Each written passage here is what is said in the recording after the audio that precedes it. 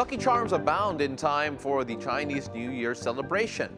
But Toxics watchdog Eco-Waste Coalition warns the public about bracelets that may contain high levels of cadmium that is dangerous to one's health. Joining us via Zoom is Eco-Waste Coalition National Coordinator Eileen Lucero. Magandang umaga po. Thank you very much for joining us. Magandang umaga, Paolo, at sa lahat ng nakikinig at nanonood sa ngayong umaga na to. Okay, not to rain on anyone's parade, but of course, we mentioned the presence of cadmium in some Lucky Charms potentially and some jewelries in particular. Unang-una po, ano po ang cadmium and why is it used in jewelry making? Ayan, so cadmium is a chemical, no? However, ito yung nakikita natin na number 48 is letter CD, no, sa ating chemical content, no? So, cadmium is a human carcinogen, no?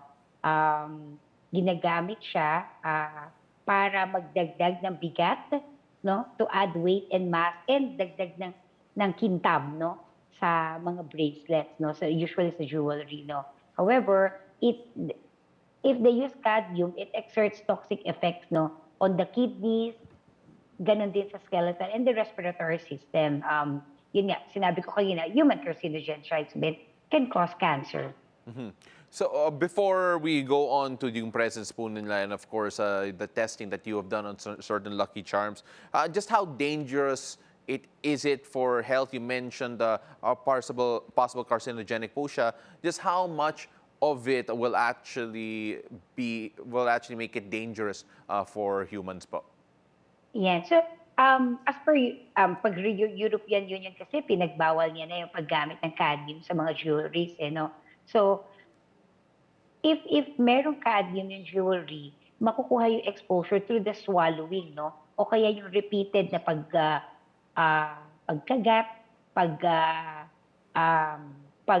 mouthing nung jewelry, no? Kaya masyado siyang delikado, lalo na dun sa mga bata na younger than 6 because they have this hand-to-mouth practice, no, na lahat ng hawakan ay nilalagay sa bibig, no? And especially these young kids, nasa developing stage pa sila, no? So that is, the exposure is really dangerous and it depends kung gaano kadami yung cadmium na nakalagay sa isang jewelry, no? At kung gaano kadalas at katagal ito kinakagat o sinusubo ng mga bata. Could you give us more details about the Lucky Charms that your group specifically has tested for cadmium? Ano po ang proseso? And of course, can you give us a bit of an insight on the results that you found? Yes, so Eco-Waste Coalition has conducted random testing, no? We had a random sampling in Binondo, in Quiapo, no? So we procured 25 red string bracelet na merong tiyaw, no? Tiyaw is a mystical Chinese culture na. Sabi nga, it would bring luck, no? Nakakahatak daw ito ng swerte, no? But then, doon sa aming mga nabili, which is ranging from 35 to 95 pesos lang, no? Na nasa baketa, no? Na iba-ibang bracelet. Meron dong 18 na bracelet that contains extremely high cadmium content, no? As per the European Union, kanila lang allowable limit is 100 parts per million, no? So that's 0.01% lamang dapat yung merong isang jewelry.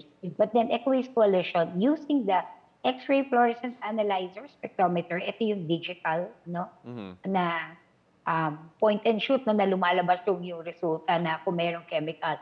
We found 18 bracelets to contain excessive amount, no? We even have 100 parts per million, no? Yung isang nakita ng Eco-Waste Coalition, no? So that is way mataas doon sa expected na dapat allowable lang. Yan. So pero meron din kaming nakita na 7 items which screened also with that metal pendant na wala. No, so nawala naman siyang content na cadmium na nagpapakita lang na manufacturers can also make this kind of bracelet without the use of cadmium. No, so pwede pala, no? So I know there are some people who might be concerned baka yung mga Lucky Charms na binibili nila actually do have cadmium. How can they ensure na cadmium-free yung binibili po nila? Ayan, sadly, they could not differentiate it, no? ordinary consumers would not be able to differentiate Lucky Charm bracelets with a non-cadmium, no? It has to ensure muna yung dapat na i-test yan, no? That they are duly regulated. Dapat ganun na natitest siya prior to sale. Kasi hindi talaga, mahirap talaga ma-identify which one has and which one has not. Is there no labels yet regarding some, at least with regard to some sellers that will guarantee na cadmium-free po ba? Or are we not yet at that level of awareness with regard to this particular issue? And so, Ecowaste Coalition is really urging jewelry manufacturers, distributors, and sellers na maglagay ng label, no, at mag-disclose ng mga chemical composition sa products nila.